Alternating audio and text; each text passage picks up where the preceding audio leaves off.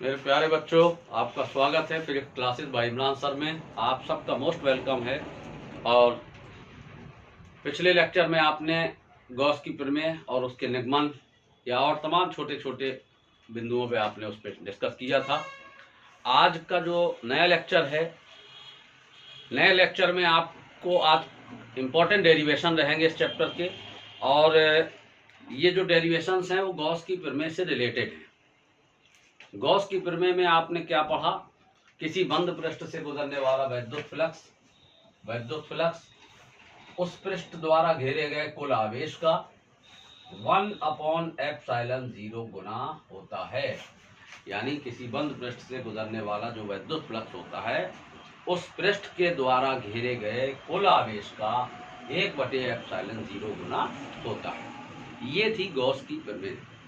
ठीक, आज के जो नए लेक्चर में जो डेरिवेशंस आपको मिलेंगे वो डेरिवेशंस हैं जिसमें गॉस की प्रमेय का सपोर्ट ही लेना पड़ेगा आपको। गॉस की प्रमेय के समर्थन से ही आपको आज के डेरिवेशन सिद्ध करना है। ठीक, तो अब गॉस की प्रमेय की अगर हम बात करें तो बेटा हमने पिछले लेक्चर में भी बताया था कि दो बातें बहुत खास तौर से याद रखना। एक बात तो ये कि जो वैद्युत फ्लक्स होता है वो कुल आवेश का 1/ε0 गुना होता है। दूसरी बात ये सबसे इम्पोर्टेंट कि पृष्ठ जो है वो बंद होना चाहिए। जब कोई बंद पृष्ठ होगा तभी गॉस मियां आएंगे। अगर पृष्ठ को आपने बंद नहीं किया तो गॉस मियां हाजिर ही नहीं होंगे और आपका डेरिवेशन नहीं हो पाएगा। ठीक, तो इसका मतलब ये कि हमको एक बंद पृष्ठ हर हाल में चाहिए। ठीक, तो चलिए आज हम शुरुआत करते हैं, समय को बिल्कुल बर्बाद न करते हुए। आज के नए लेक्चर में, आज के नए डेरिवेशन में हमारा आज का नया क्वेश्चन सबसे इम्पोर्टेंट, बहुत इंपॉर्टेंट क्वेश्चन लिखें आप लोग। समय न बर्बाद करें, नोटबुक सामने रखें, पेन सामने रखें और आ जाइए अपने मुद्दे की बात करते हैं। क्वेश्चन लिखिए। एक अनंत लंबाई के एक समान रूप से आवेशित सीधे तार के कारण वैद्युत क्षेत्र की तीव्रता के लिए व्यंजक प्राप्त कीजिए। क्वेश्चन हो गया बेटा। अनंत लंबाई के, एक बार हम रिपीट कर रहे हैं, अनंत लंबाई के एक समान रूप से आवेशित सीधे तार के कारण वैद्युत क्षेत्र की तीव्रता के लिए व्यंजक प्राप्त कीजिए। चलिए क्वेश्चन से ही शुरुआत करते हैं हम। बिल्कुल टेंशन लेने की जरूरत नहीं है। अगर आपने पढ़ा होगा, नहीं पढ़ा होगा, आज सब कुछ क्लियर हो जाएगा, पढ़ा हो या ना पढ़ा हो। ठीक, क्वेश्चन कह रहा है कि अनंत लंबाई का एक तार है, आवेशित तार है, और उस तार की वैद्युत क्षेत्र की तीव्रता के लिए व्यंजक प्राप्त करना है। कैपिटल ई के लिए आपको डेरिवेशन प्रूव करना है। ठीक, इतना समझ में आ गया? चलिए, माना फलाना की बात रही तो थोड़ा आप अपने हिसाब से लिख लेना। हम बोल रहे हैं आपको, माना अनंत लंबाई का एक तार जो एक समान रूप से आवेशित है, जिसकी सूक्ष्म लंबाई L को एक बेलनाकार बंद पृष्ठ के अंदर रखा गया है, तब उस बंद पृष्ठ से गुजरने वाला वैद्युत फ्लक्स, इतना आपको लिखना है। ठीक, चलो चित्र से देखने की कोशिश करो, समझने की कोशिश करो। लिख तो बाद में भी लोगे आप, लेकिन आप रटो नहीं, बल्कि आप समझने की कोशिश करो। क्वेश्चन कह रहा है अनंत लंबाई का एक तार है बेटा, अनंत लंबाई का एक तार ले लिया हमने। ठीक, इसको एक समान रूप से आवेशित कर दिया, आवेशित कर दिया। अब एक बात समझो बेटा, हमें गॉस की प्रमेय के सपोर्ट से ही करना है। और गॉस मियां कहते हैं कि पृष्ठ बंद होगा तो हम आ जाएंगे। अब पृष्ठ बंद नहीं होगा तो हम कतई नहीं आएंगे। तो बेटा अगर हमें इस तार को किसी बंद पृष्ठ के अंदर कवर्ड करना हो तो हमारी औकात तो नहीं। अनंत लंबाई का तार है, किसकी क्षमता है इसको बंद पृष्ठ के अंदर घेर के? तो होता क्या है कि हम इस अनंत लंबाई के तार को तो घेर नहीं सकते किसी बंद पृष्ठ से, लेकिन अगर हम इस अनंत लंबाई के थोड़े से हिस्से को ले लें, मान लीजिए हमने इतना हिस्सा ले लिया उसका, इतना हिस्सा हमने, इसकी लंबाई थोड़ी देर के लिए कितनी मान लें, L मान लें, ये ठीक। अब L लंबाई के तार को, यानी जिसकी कुछ सीमा है, लिमिट है, उसको तो हम किसी बंद पृष्ठ के अंदर कवर कर सकते हैं ना। तो थोड़ी देर के लिए आप ऐसा मानिए कि ये L लंबाई का तार है। अब अगर हमें इसको किसी बंद पृष्ठ के अंदर कवर्ड करना है तो बंद पृष्ठ किस तरह का होना चाहिए, ठीक, समझना ध्यान से। अब आप एक बेलनाकार पृष्ठ लें, बेलनाकार, जब बेलनाकार पृष्ठ लेंगे तो वो इसको ऐसे भी कवर्ड कर देगा, ऊपर से भी कवर्ड कर देगा और नीचे से भी कवर्ड कर देगा, ठीक। तो हम इसको किसके अंदर घेर दें, किसी बेलनाकार पृष्ठ से घेर दें, ये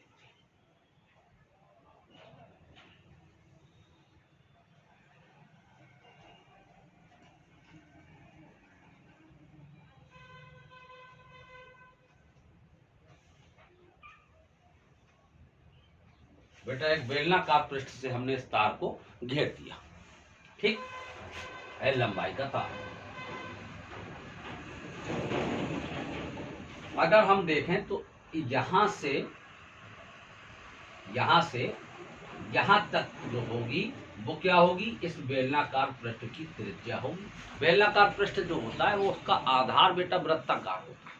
अब वृत्त की त्रिज्या r होती है, तो अगर ये r है वृत्त की त्रिज्या, तो यहां से यहां तक भी r होगी, ठीक।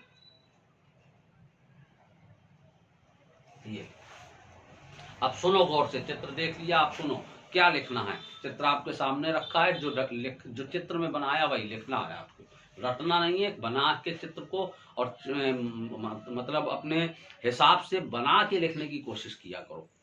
माना अनंत लंबाई का एक समान रूप से आवेशित तार,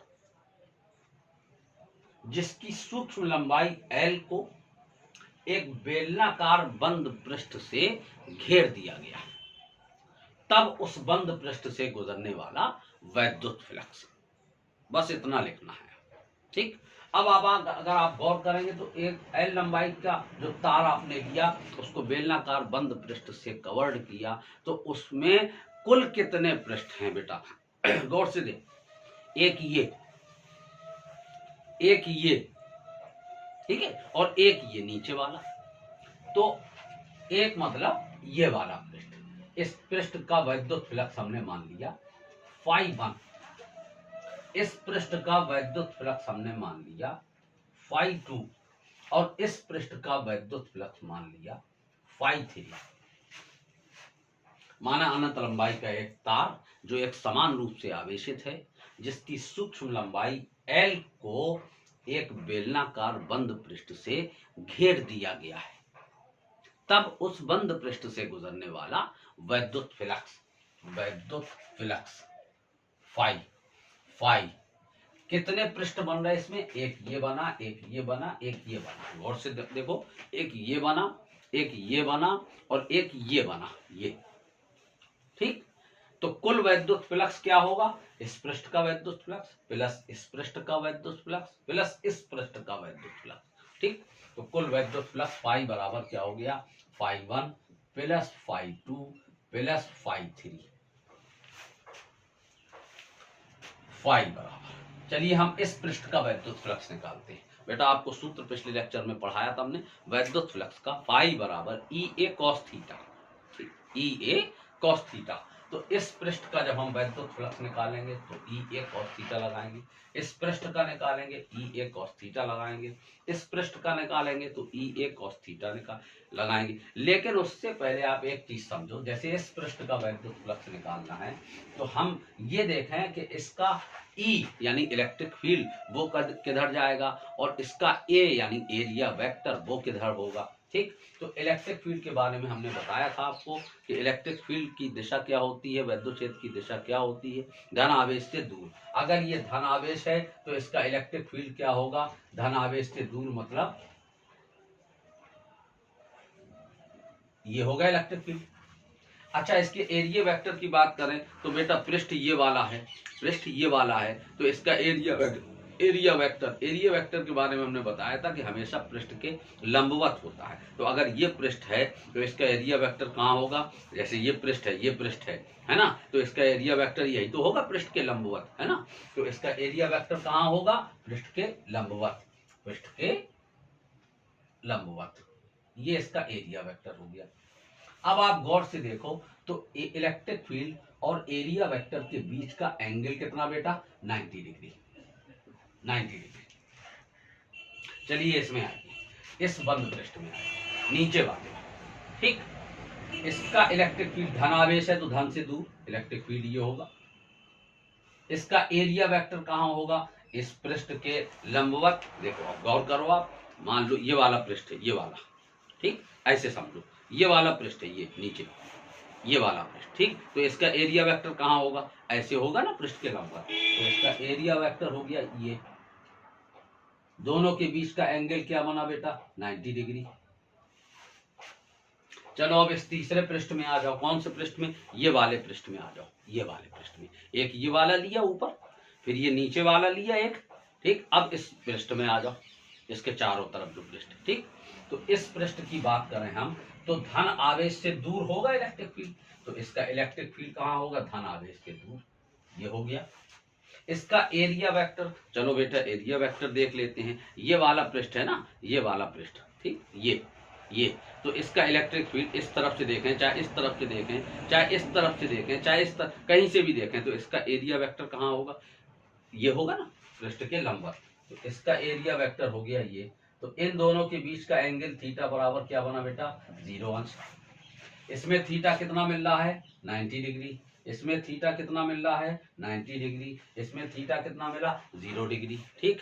तो इस पूरे बंद पृष्ठ से गुजरने वाला वैद्युत फ्लक्स फाई बराबर phi 1 plus phi 2 plus phi 3, इसका फाई 1, इसका फाई 2 और इस पृष्ठ का फाई 3, ठीक। अच्छा फाई बराबर क्या होता है, ई ए कॉस थीटा बेटा, ई ए कॉस थीटा। तो बेटा पहले पृष्ठ में थीटा कितना बन रहा था, 90 डिग्री, प्लस दूसरे पृष्ठ में आ जाओ, फिर वही सूत्र ई ए कॉस थीटा। तो बेटा थीटा दूसरे पृष्ठ में कितना बन रहा है, 90 डिग्री, प्लस तीसरे पृष्ठ का वैद्युत फ्लक्स वो भी वही होगा, ई ए कॉस थीटा। तो बेटा इसमें थीटा कितना बन रहा, तीसरे पृष्ठ में 0 डिग्री। फाई बराबर कॉस 90 का मान 0 होता है, तो ये तो 0 हो गया, ये भी 0 हो गया। कॉस 0 अंश का मान 1 होता है, तो यहाँ पे क्या बचेगा, ई ए। कॉस 90 का मान 0 होता है, तो ये तो पूरा 0 हो गया, और ये भी 0 हो गया, ठीक। अच्छा अब बचा ये, तो इसमें कॉस 0 है, इसका मान 1 होता है, कॉस 0 का मान 1 होता है, तो यहाँ क्या बचेगा, ई ए। तो कुल मिला के वैद्युत फ्लक्स कितना आ गया बेटा, ई ए। अब चूंकि बंद पृष्ठ है तो गॉस मियां तो आएंगे ही, अब तो गैर हाजिर नहीं होंगे, ठीक। तो गॉस मियां के अनुसार अगर हम कहें गॉस की प्रमेय से, तो गॉस मियां ने अपनी प्रमेय में, अपने कथन में क्या बताया था, किसी बंद पृष्ठ से गुजरने वाला वैद्युत फ्लक्स, किसके बराबर होता है, कुल आवेश का 1/ε0 गुना होता है। जबकि वैद्युत फ्लक्स आपने कितना निकाला, फाई की जगह लिख दें आप E इंटू ए, और बराबर हो गया 1/ε0 इंटू क्यू। अच्छा E इंटू ए क्या है, एरिया, क्षेत्रफल, ठीक। किसका क्षेत्रफल, बेटा गौर करो, जिस बंद पृष्ठ से आपने उसको घेरा है अनंत लंबाई के तार को, अनंत लंबाई के तार को तो आप नहीं घेर पाए, आपके बस में नहीं था, हमारे बस में नहीं था, लेकिन आपने अनंत लंबाई के तार से कुछ छोटा सा हिस्सा लिया एल लंबाई का और उसको घेर दिया। किस बंद पृष्ठ से घेरा था, एक बेलनाकार बंद पृष्ठ से, बेलनाकार पृष्ठ था। और बेलन का क्षेत्रफल क्या होता है, जो बेलन का वक्र पृष्ठ होता है वही बेलन का क्षेत्रफल कहलाता है। और बेलन का वक्र पृष्ठ क्या होता है, 2πr(h). लेकिन आपने यहाँ पे बेलन की ऊंचाई को h नहीं माना, बल्कि बेलन की ऊंचाई यहाँ पे कितनी है, l, ठीक। तो आप क्या कहेंगे, बेलन का क्षेत्रफल, बेलन का वक्र पृष्ठ 2πr(l). तो हम एरिया की जगह, ए की जगह क्या रख सकते हैं बेटा, 2πr(l), और बराबर में क्या है, 1/ε0 इंटू क्यू। बेटा अगर हम इस 2 पाई आर एल को उस तरफ ले जाएं। क्यों? क्योंकि आपका क्वेश्चन क्या था, अनंत लंबाई के एक आवेशित सीधे तार के कारण वैद्युत क्षेत्र की तीव्रता के लिए व्यंजक प्राप्त कीजिए। तो हमें तो वैद्युत क्षेत्र की तीव्रता ई निकालना है, तो हम बाकी सब उठा के उस तरफ ट्रांसफर कर दें। ठीक, तो चलो इसको इस तरफ ले आओ, 1/ε0 इंटू क्यू, और इसको इस तरफ ले आए तो 1/2 पाई आर एल। ध्यान देना बेटा, एक स्टेप और रहेगी, ई बराबर, अगर हम इस 2 पाई को इसके पास ले लें तो ये हो जाएगा आपका 1/2 पाई एप्सिलॉन 0, 2 पाई एप्सिलॉन 0 इंटू क्यू अपॉन में एल लगा दें, क्यू अपॉन एल इंटू क्या बचा, 1/r, 1/r। बेटा अगर आपने पढ़ा हो, हमने आपको बताया था कि आवेश का रेखीय घनत्व, जिसको रेखीय आवेश घनत्व भी कहते हैं, और रेखीय आवेश घनत्व को लैम्डा से प्रदर्शित करते, और लैम्डा बराबर बताया था क्यू अपॉन एल। तो आप क्यू अपॉन एल की जगह लैम्डा रख सकते हैं यहाँ पर। चलिए आइए, इसलिए ई बराबर क्या हो गया, 1/2 पाई एप्सिलॉन 0 इंटू, और क्यू अपॉन एल की जगह आप लैम्डा रख दो, तो लैम्डा और बटे में कितना है, आर। इस तरीके से ये वैद्युत क्षेत्र की तीव्रता का व्यंजक सिद्ध हो गया। एक आपको फायदे की बात बताएं, ये ठीक है, लेकिन अगर आप इसमें 2 का गुणा नीचे कर दें और 2 का गुणा ऊपर कर दें, नीचे करेंगे तो ये हो जाएगा 2 दूनी 4, 4 पाई एप्सिलॉन 0 इंटू, और ऊपर करेंगे 2 का गुणा तो ये हो जाएगा 2 लैम्डा अपॉन आर।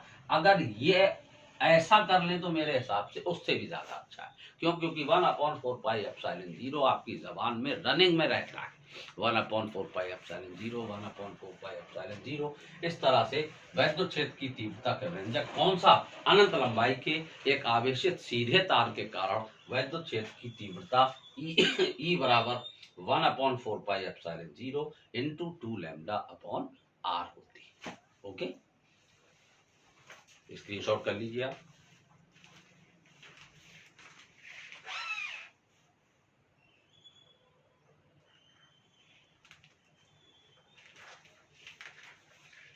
चलिए फिर से एक बार हम बेटा हाईलाइट कर रहे हैं, थोड़ा सा कोशिश करना समझने की। आपका क्वेश्चन है, अनंत लंबाई के एक आवेशित सीधे तार के कारण वैद्युत क्षेत्र की तीव्रता के व्यंजक के लिए व्यंजक प्राप्त कीजिए। बेटा क्वेश्चन में ही 2-3 चीजें हैं। क्वेश्चन कह रहा अनंत लंबाई का एक तार है, तो हमने अनंत लंबाई का एक तार ले लिया, एक समान रूप से आवेशित है, हमने उसको आवेशित कर दिया एक छोर से दूसरे छोर तक। उसकी वैद्युत क्षेत्र की तीव्रता के लिए व्यंजक पूछ रहा, क्लियर हो गया कि ई का डेरिवेशन निकालना है। लेकिन बेटा हमारे बस में एक चीज नहीं थी कि हम अनंत लंबाई के तार को किसी बंद पृष्ठ के अंदर कैसे कवर कर सकते, और नहीं कर सकते तो गॉस मियां कह रहे हम आएंगे नहीं आएंगे तो गॉस की प्रमेय लागू नहीं होगी, हमारा डेरिवेशन प्रूफ नहीं होगा। हमारी मजबूरी थी कि हमको एक बंद पृष्ठ के अंदर उसको कवर्ट करना था। लेकिन अगर हम अनंत लंबाई के तार को नहीं कर सकते तो हम जितना कर सकते, भाई हम पूरे गांव को नहीं खिला सकते तो किसी एक को ही 2 रोटी खिला दे, तो जितना हमारे बस में हम उतना तो कर दें, हम कम से कम उस लिस्ट में हमारा नाम तो दर्ज होगा। ठीक, तो हमने क्या किया, उस अनंत लंबाई के तार को तो नहीं घेर पाए, लेकिन हमने उसके एक छोटे से हिस्से को लिया, एल लंबाई का तार ले लिया उससे, और उस एल लंबाई के तार को एक बेलनाकार पृष्ठ से हमने कवर कर दिया। हमने बेलनाकार पृष्ठ को देखा, आप गौर करिए, कल्पना करिए, एक पृष्ठ उसमें ऊपर होता है ऐसा, एक पृष्ठ ये नीचे वाला हो गया, और एक पृष्ठ ये वाला। ठीक, तो एक पृष्ठ ये हो गया, एक पृष्ठ ये हो गया, और एक ये, 3 पृष्ठ। तो पूरे पृष्ठ से गुजरने वाला जो कुल वैद्युत फ्लक्स होगा वो क्या होगा, φ1 + φ2 + φ3, इसका प्लस इसका प्लस इसका। अच्छा, फाई बराबर होता है ई ए कॉस थीटा। अब हमें थीटा की जरूरत सब में पड़ेगी। ई ए कॉस थीटा यहाँ लगाएंगे, यहाँ लगाएंगे, यहाँ लगाएंगे, सब में थीटा की जरूरत पड़ेगी। तो हमने गौर किया कि इस पृष्ठ की बात करें अगर हम, तो इसका इलेक्ट्रिक फील्ड के बारे में क्या बताया था कि धन आवेश से दूर होता है इलेक्ट्रिक फील्ड, ऋण की ओर होता है, तो धन से दूर इलेक्ट्रिक फील्ड ये जाएगा। एरिया वेक्टर की बात करें तो एरिया वेक्टर पृष्ठ के लंबवत होता है, तो एरिया वेक्टर ये जाएगा, थीटा बनाना है।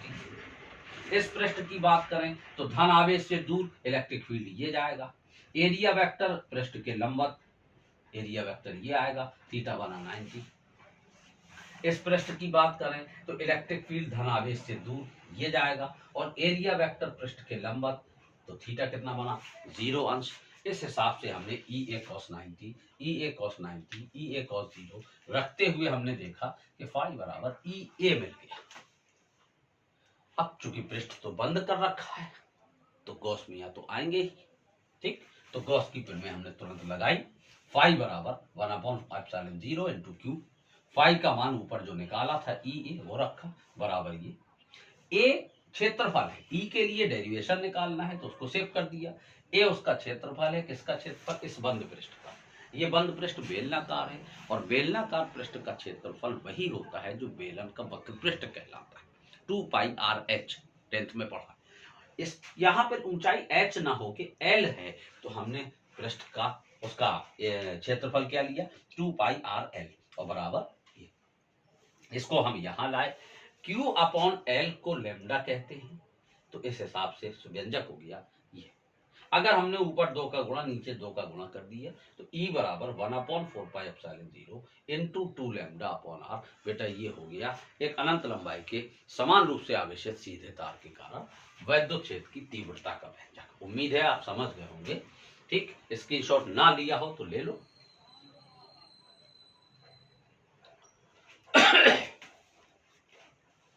चलिए बेटा, आज का फिर दूसरा क्वेश्चन क्या रहेगा। अगर आप इसको समझ गए हैं तो उम्मीद है कि उसको समझने में आपको बिल्कुल भी प्रॉब्लम। क्वेश्चन लिखना शुरू करें। ये अनंत लंबाई का सीधा तार था, और अब हम अनंत विस्तार की एक चादर ले लेते हैं। ये भी आवेशित तार था तो वो भी आवेशित चादर होगी। क्वेश्चन लिखिए, अनंत विस्तार की एक आवेशित समतल चादर के कारण, अनंत विस्तार की एक आवेशित समतल चादर के कारण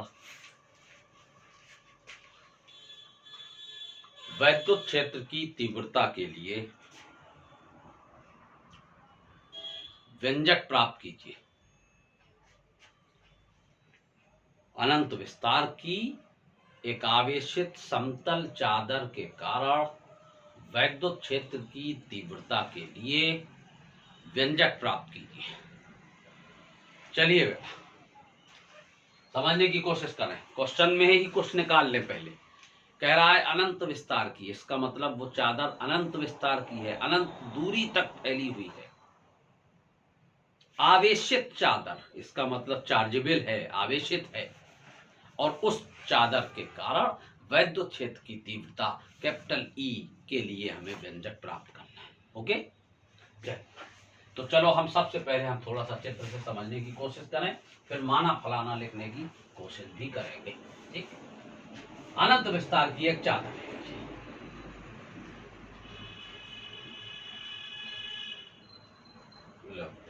ये एक अनंत विस्तार की चादर, वो फैली फाली एकदम, ठीक। बेटा आवेशित है, चलो भाई आवेशित कर दो।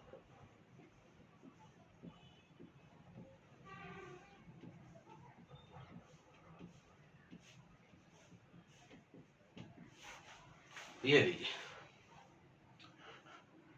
समस्या तो हमारे सामने वही खड़ी होती है ना कि अनंत विस्तार की चादर है, हम इसको किसी बंद पृष्ठ के अंदर कैसे घेरें, और नहीं घेर रहे हैं तो गॉस मियां कह रहे बेटा हम आएंगे नहीं, और वो नहीं आएंगे तो हमारा काम नहीं चलेगा, ठीक। तो अब क्या है, वही एक विकल्प है भाई, हम कुछ नहीं कर सकते तो जितना कर सकते उतना कर लें। बात समझ में आ रही। तो अगर हम 1 कुंटल का बोरा नहीं उठा सकते तो 10 किलो का पैकेट उठा के ही चल दें।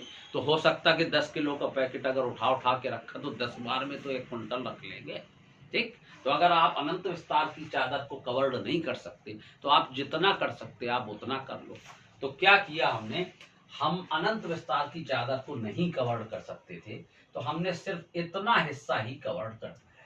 इतना चलिए, इतना हिस्सा हमने उसका कवर्ड कर दिया। अब बेटा एक गौर से देखिएगा, आराम से समझिएगा।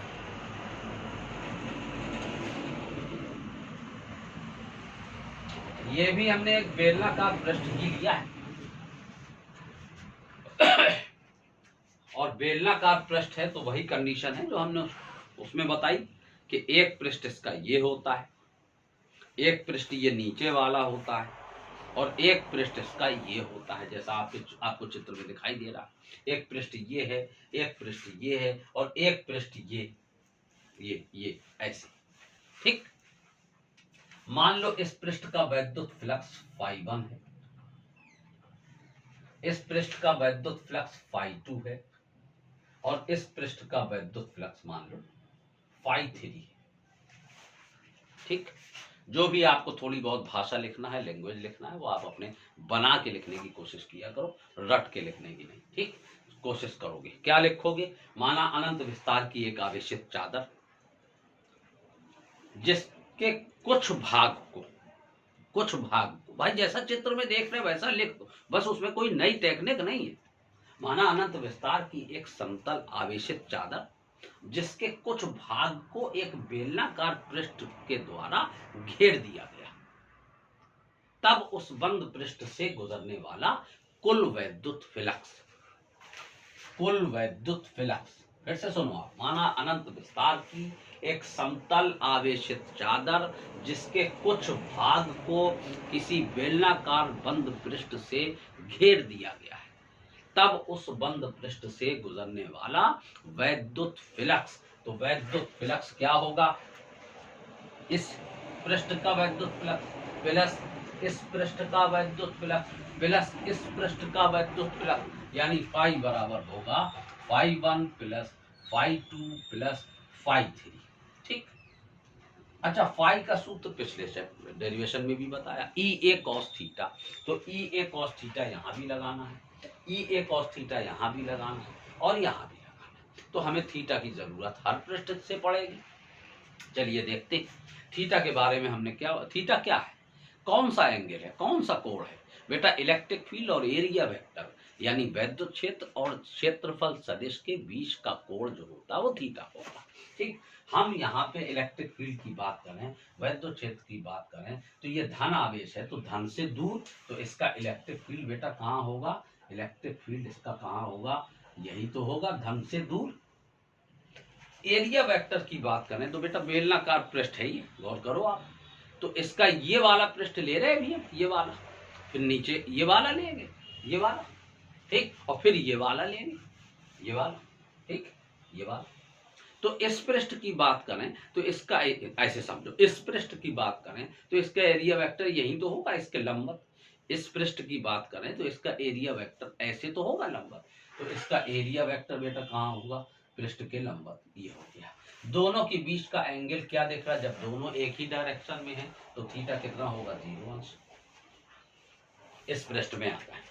इसका इलेक्ट्रिक फील्ड क्या होगा, धन से दूर, तो इलेक्ट्रिक फील्ड ये हो गया। एरिया वेक्टर पृष्ठ के लंबवत, एरिया वेक्टर ये हो गया बेटा, थीटा कितना बना, 0 अंश। अगर हम इस पृष्ठ की बात करें, इस पृष्ठ की बात करें, इस पृष्ठ की, तो इसका एरिया वेक्टर धन से दूर, तो अच्छा आप समझो ध्यान से, इसका ये देखो, ये है इलेक्ट्रिक फील्ड, ये वाला पृष्ठ है ना, तो इसका इलेक्ट्रिक फील्ड क्या होगा, धन से दूर, धन से दूर, तो इलेक्ट्रिक फील्ड ये हो गया E, और इसका एरिया वेक्टर पृष्ठ के लंबवत, पृष्ठ के लंबवत, ये एरिया वेक्टर हो गया, तो यहाँ पे थीटा कितना बना बेटा, 90 डिग्री। ठीक, चलो आ जाओ, φ1 ई ए कॉस थीटा, ई ए कॉस थीटा, तो पहले पृष्ठ में थीटा कितना है, 0 डिग्री, प्लस φ2 ई ए कॉस थीटा, तो दूसरे पृष्ठ में थीटा कितना है, 0 डिग्री प्लस फाई 3 ई ए कॉस थीटा। तो तीसरे पृष्ठ में थीटा कितना है 90 डिग्री, और बेटा कॉस 90 का मान 0 होता है। ठीक, अच्छा कॉस 0 का मान 1 होता है, तो क्या बचा ई ए। कॉस 0 का मान 1 होता है, तो क्या बचा ई ए। कॉस 90 का मान 0 होता है, तो ये खत्म हो गया। तो ई ए प्लस ई ए कुल मिला के कितना आ गया 2EA। अब चूंकि आपने बंद पृष्ठ लिया था यहाँ पर, तो गॉस मियां तो आएंगे ना। चलिए गॉस की प्रमेय से, गॉस की प्रमेय से, गॉस मियां भी बड़े ढीठ हैं। पृष्ठ बेटा बंद नहीं करोगे तो वो आएंगे नहीं। गॉस की प्रमेय क्या कहती है कि फाई बराबर क्या होता बेटा कुल आवेश का 1/ε0 गुना। अच्छा फाई का मान क्या निकाला ऊपर 2EA बराबर 1/ε0 इंटू क्यू। ठीक, अच्छा फिर वही बात आ गई बेटा 2EA। ए बेटा क्या क्षेत्रफल, क्या है क्षेत्रफल। ठीक, अच्छा एक काम करते हैं, यहाँ पे हमें वैद्युत क्षेत्र की तीव्रता के लिए तो व्यंजक निकालना ही है, तो ई को सेव कर लो और इस 2A को बटे में ले आओ। तो बेटा क्या हो जाएगा 1/ε0 इंटू Q/2A। ठीक है, अच्छा तो E बराबर 1/, ध्यान देना Q, ऐसा Q/2/2/0 इंटू A। ये हो गया वैद्युत क्षेत्र की तीव्रता का व्यंजक।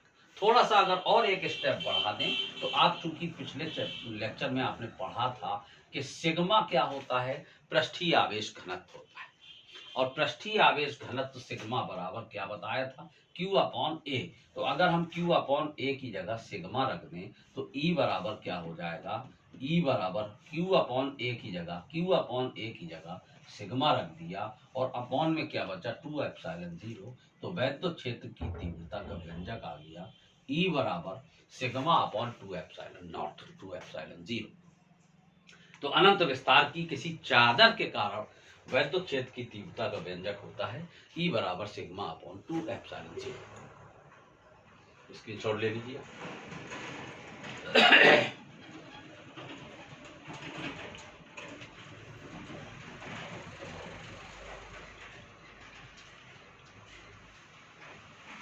बेटा आप इसी डेरिवेशन से रिलेटेड कुछ कंडीशन बनती है, थोड़ा सा आप गौर करना सीखने की कोशिश करो। हम बार बार कहें आप गौर करना, हम आपको एक बढ़िया चीज बताएं। कुछ कंडीशनल क्वेश्चन इसी से ऐड कर दिए जाते हैं, वो हम आपको बता रहे हैं किस तरह से। जैसे क्वेश्चन आ गया कि दो समतल आवेशित चादरों के मध्य बिंदु पर, क्वेश्चन इस तरह का होगा, समान आवेश पृष्ठ घनत्व वाली दो समतल धनावेशित चादरों के मध्य बिंदु पर वैद्युत क्षेत्र की तीव्रता ज्ञात कीजिए, या ऋणावेशित चादरों के बीच वैद्युत क्षेत्र की तीव्रता ज्ञात कीजिए, या एक धनावेशित और दूसरी ऋणावेशित चादर के बीच मध्य बिंदु पर वैद्युत क्षेत्र की तीव्रता ज्ञात कीजिए, या वैद्युत चादरों के बाहर वैद्युत क्षेत्र की तीव्रता। मतलब तमाम तरह की कंडीशन बनती है। हम आपको यहाँ पे थोड़ा सा प्रैक्टिस करा रहे, कोशिश करना समझने। एक चादर ये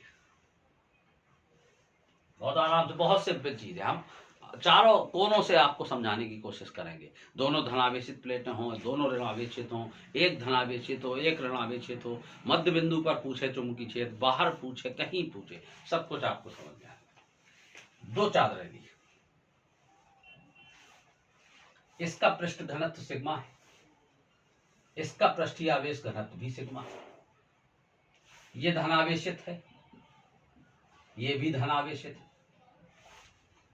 इसके मध्य बिंदु पर चुंबकीय क्षेत्र पूछ रहा आपसे, मान लो ये बिंदु P है, और मध्य बिंदु पर ना पूछे, मान लो इस बिंदु पर चुंबकीय क्षेत्र पूछे, मान लो P। तो अब जैसे बिंदु P पर हमें चुंबकीय क्षेत्र निकालना है। ठीक, अब ध्यान देना बेटा, इस चादर का ये समतल चादर है ना, अब चादर है तो इसका चुंबकीय क्षेत्र क्या अभी सिद्ध किया था सिग्मा/2/0।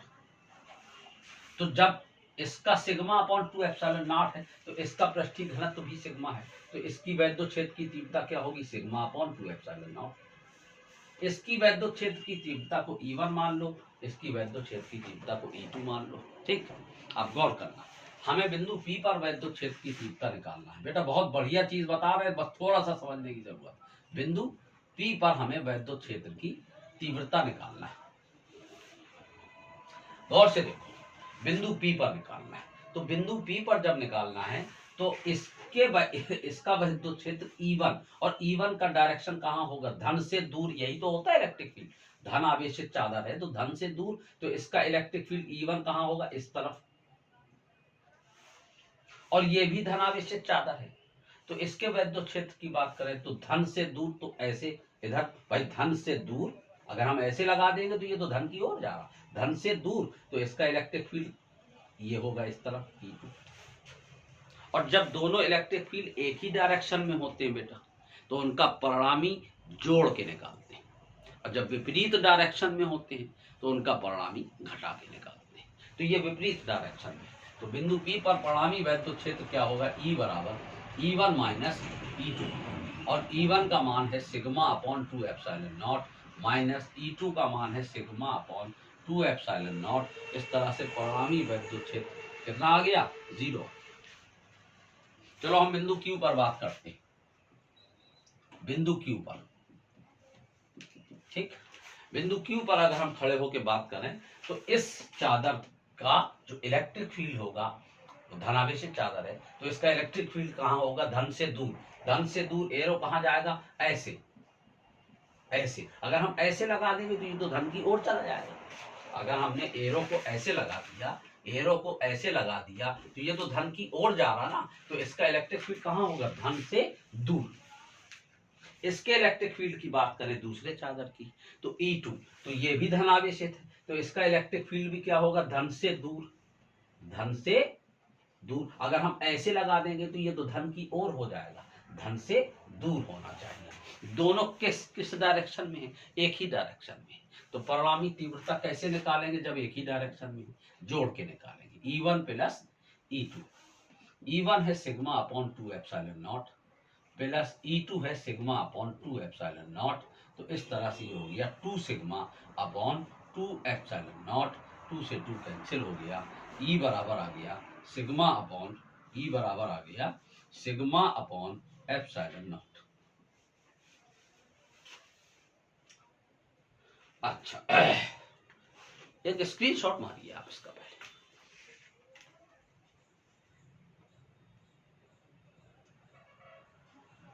ले लिया, चलिए अब समझना ध्यान से, हम थोड़ा सा चेंज कर रहे हैं, थोड़ा सा। अभी हमने दोनों प्लेटें धनावेशित ली थी, अब हम इस प्लेट को धनावेशित लिए हैं और इसको हम ऋणावेशित कर रहे हैं, यानी एक प्लेट धनावेशित है और दूसरी ऋणावेशित है, सब कुछ चेंज हो जाएगा बेटा। गौर करना, क्वेश्चन इस तरह का आएगा जो बोर्ड पे आपको चित्र दिख रहा। सुनो, समान पृष्ठ घनत्व वाली एक धनावेशित और एक ऋणावेशित दो प्लेटों के मध्य बिंदु P पर और बाहरी बिंदु Q पर वैद्युत क्षेत्र की तीव्रता ज्ञात कीजिए। बहुत आसान है बेटा, अगर आपने इसको समझा है तो उसको भी समझ लो। देखिए, एक धनावेशित प्लेट है, देखिए इलेक्ट्रिक फील्ड इसका ये है और इस चादर का इलेक्ट्रिक फील्ड ये है, क्योंकि पृष्ठ घनत्व दोनों के बराबर, ठीक। और चादर का इलेक्ट्रिक फील्ड, चादर का वैद्युत क्षेत्र क्या होता है, सिग्मा अपॉन 2 एप्सिलॉन 0। तो इसका पृष्ठ घनत्व सिग्मा है तो सिग्मा अपॉन 2 एप्सिलॉन 0, इसका पृष्ठ घनत्व सिग्मा है तो सिग्मा अपॉन 2 एप्सिलॉन 0, ठीक। अब आइए बिंदु P पर, इसको हटा दें, बिंदु P पर, तो इसका इलेक्ट्रिक फील्ड E1 का डायरेक्शन क्या होगा, धन से दूर। चलिए E1 तो ये हो गया, और ये चादर है ऋणावेशित, इसका इलेक्ट्रिक फील्ड E2 है, तो E2 का डायरेक्शन कहाँ होगा, ऋण के लिए क्या कहा था हमने, धन से दूर और ऋण की ओर। तो इसका इलेक्ट्रिक फील्ड क्या होगा, ऋण की ओर, ऋण की ओर। तो दोनों एक ही डायरेक्शन में है, तो जब दोनों एक ही डायरेक्शन में है तो परिणामी तीव्रता जब हम बिंदु P पर निकालेंगे तो कैसे निकालेंगे, दोनों को जोड़, और जब दोनों को जोड़ेंगे तो ये क्या बन गया, 2 सिग्मा अपॉन 2 एप्सिलॉन 0, यानी E बराबर आ गया सिग्मा अपॉन एप्सिलॉन 0। ठीक, आइए बिंदु क्यू पर, इसको हटा देते। अगर हम बिंदु क्यू पर बात करें तो इसका इलेक्ट्रिक फील्ड E1 है इस चादर का, और E1 का डायरेक्शन कहाँ होगा, धनावेशित चादर है तो धन से दूर इसका इलेक्ट्रिक फील्ड ये हो गया। E2 की बात करें तो E2 ऋणावेशित है तो इसका डायरेक्शन ऋण की ओर, तो अब एरो ऐसे लगेगा, ऐसे, तभी तो ये ऋण की ओर जाएगा। अगर ऐसे लगा दिया तो ऋण से दूर नहीं भागेगा, तो कैसे लगेगा एरो, ऐसे ऋण की ओर जा रहा, देखो ऐसे, देखो गौर से, ये एरो ऋण की ओर जा रहा।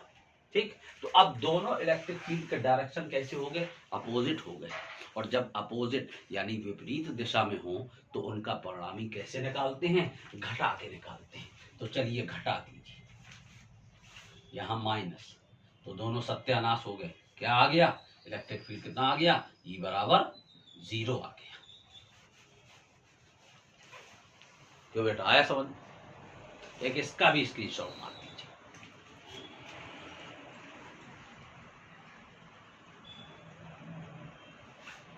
एक और थोड़ा सा प्रैक्टिस में ले लेते हैं, एक चीज थोड़ी देर के लिए वो ये कह देता कि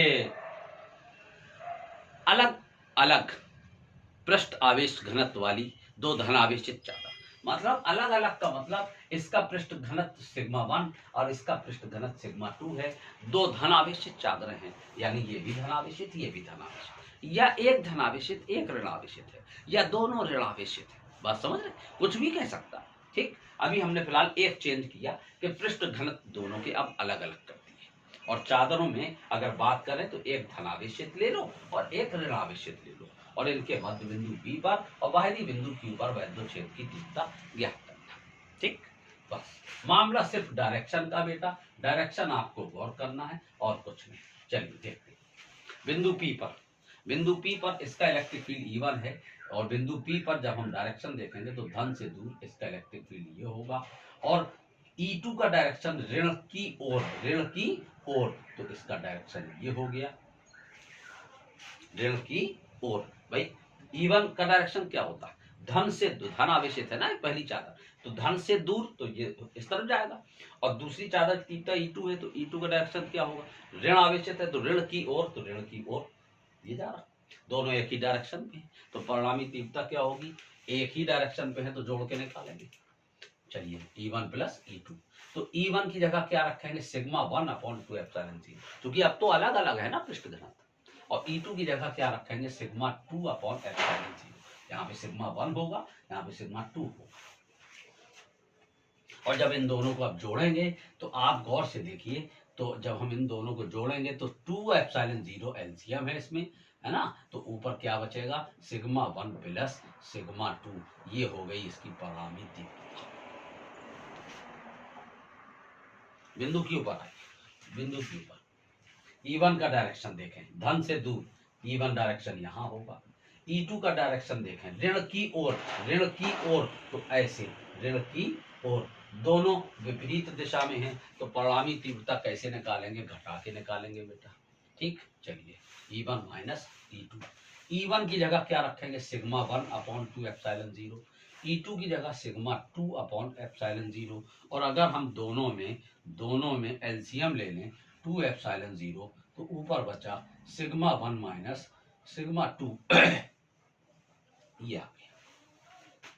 तो कुछ भी कर सकता है बेटा, दोनों चादरें धनावेशित कह सकता, दोनों ऋणावेशित कह सकता, एक धनावेशित एक ऋणावेशित कह सकता, दोनों के पृष्ठ घनत्व बराबर कह सकता, दोनों के पृष्ठ घनत्व अलग अलग कह सकता, दोनों के मध्य बिंदु पर P पर पूछ सकता, दोनों के बाहरी बिंदु Q पर यहाँ पर पूछ सकता, दोनों के बाहरी बिंदु R मान लो यहाँ पर भी पूछ सकता, कुछ भी पूछ सकता है, हमें उम्मीद है। लेकिन आप नियम को समझ गए होंगे, अब आपसे कैसा भी वैद्युत क्षेत्र पूछे आप निकालेंगे। एक बार इसका स्क्रीनशॉट भी कर लीजिए, चलते हैं।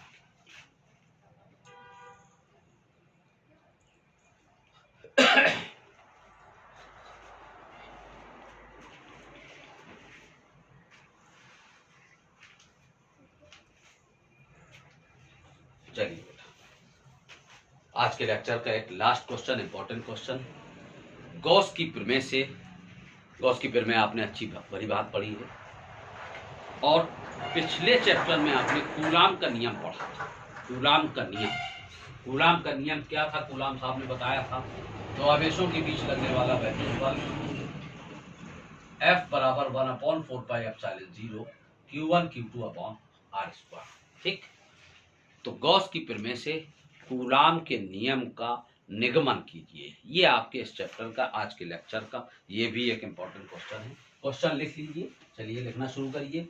गॉस की प्रमेय से, गॉस की प्रमेय की सहायता से, गॉस की प्रमेय की सहायता से कूलाम के नियम का निगमन कीजिए। गॉस की प्रमेय की सहायता से कूलाम के नियम का निगमन कीजिए।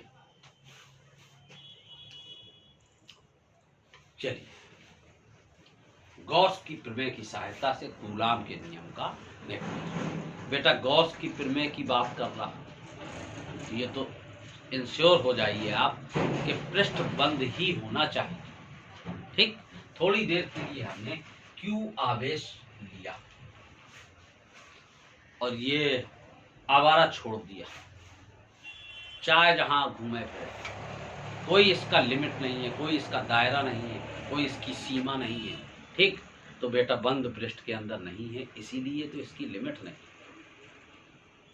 और अगर बंद पृष्ठ के अंदर नहीं है तो गॉस की प्रमेय लागू नहीं होगी। इसका मतलब कि हमें इस आवेश को किसी बंद पृष्ठ के अंदर लेना पड़ेगा।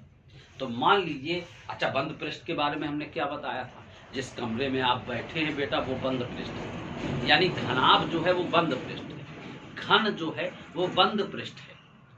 क्योंकि घन में 6 फलक होते, घनाभ में 6 फलक होते। जिस कमरे में आप बैठे हो सकता वो घन हो या घनाभ हो। एक ऊपर छत है, नीचे फर्श है, 4 दीवारें हैं, 6 पृष्ठ हो गए, 6 पृष्ठ बंद हैं। दरवाजे खिड़की अगर कोई खुले हैं आप उसको भी बंद कर लीजिए, वो पूरा पृष्ठ बंद हो गया। ठीक, घनाभ, घन या फिर गोला, फुटबॉल, ये सब बंद पृष्ठ माने जाते। ठीक, तो मान लीजिए R त्रिज्या का एक गोला है, R त्रिज्या का एक गोला है, R त्रिज्या का एक गोला हो गया। और ये इसका केंद्र बिंदु मान लो O। इस केंद्र बिंदु O पर Q कूलाम का आवेश रखा। बहुत आराम से समझना बेटा। माना R त्रिज्या का एक गोला जिसके केंद्र O पर Q आवेश रखा है, जिसके पृष्ठ पर वैद्युत क्षेत्र की तीव्रता निकालना।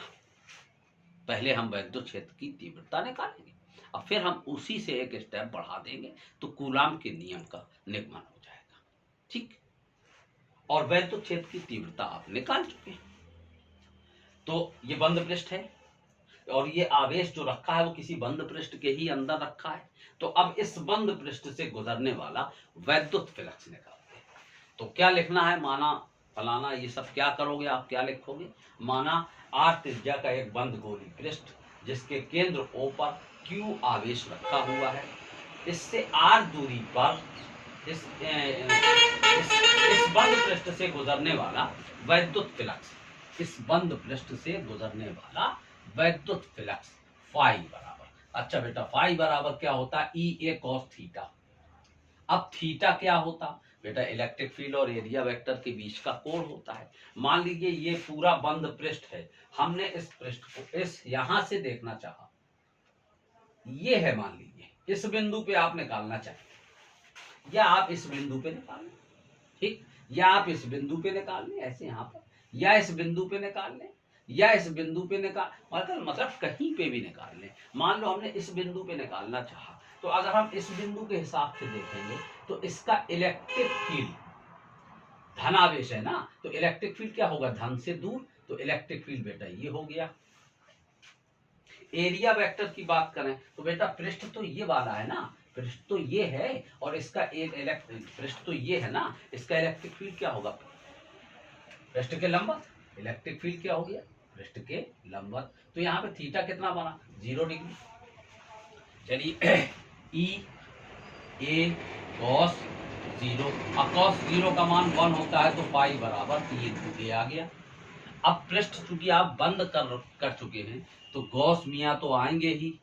चलिए गॉस की प्रमेय से गॉस की प्रमेय से। गॉस की प्रमेय क्या कहती है? फाई बराबर यानी वैद्युत फ्लक्स कुल आवेश का 1/ε0 गुना होता है। जबकि फाई का मान ऊपर आपने क्या निकाला, E इंटू ए बराबर 1/ε0 इंटू क्यू।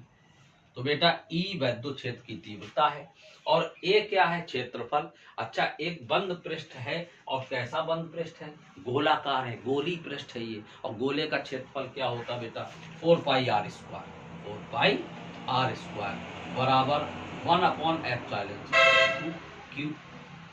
E बराबर, इसको आप इस तरफ ले आओ बटे में, तो 1 ध्यान देना 4 पाई बटे में आएगा तो 4πε0 हो जाएगा इंटू क्यू। अब r² को भी बटे में लाओ तो ये हो गया r²। तो ये हो गई वैद्युत क्षेत्र की तीव्रता। लेकिन हमें गॉस की प्रमेय से कूलाम के नियम का निबंध करना है। ठीक, तो अच्छा एक चीज समझो बेटा, आवेश Q बिंदु O पर रखा है। मान लो कि इससे r दूरी पर यानी इस बिंदु पर कोई परीक्षण आवेश Q0 रखा है। ठीक, यदि r दूरी पर परीक्षण आवेश Q0 हो तो उस पर आरोपित बल बेटा F बराबर क्या होता है? E into Q. और परीक्षण आवेश Q0 पर लगा रहे बल, तो E इंटू Q0। आपने पहले चैप्टर में पढ़ा था वैद्युत क्षेत्र की तीव्रता E बराबर F/Q। तो F बराबर क्या बनेगा? E into Q. और परीक्षण आवेश है अगर तो Q0 कर देंगे, तो E बराबर F बराबर क्या हो गया? E into Q0। तो F बराबर E का मान आप निकाल ही चुके हैं, 1/4πε0 इंटू Q/r²। ये E का मान हो गया और इंटू में क्या है? Q0। इस तरह से ये आ गया कूलाम साहब का वैद्युत बल F बराबर 1/4πε0 Q0/r²। यही कूलाम का नियम होता है, यही कूलाम का नियम है। इसके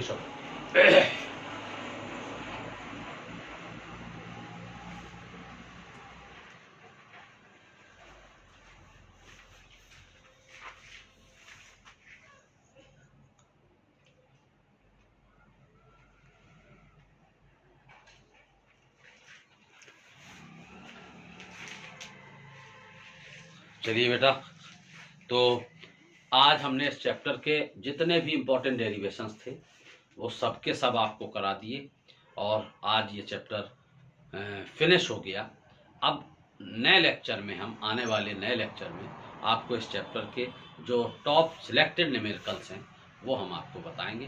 तब तक के लिए आपसे अलविदा लेते हैं। आप अपनी वेल प्रिपरेशन करिए, अपने स्वास्थ्य का सब लोग ध्यान रखिए। Okay, bye.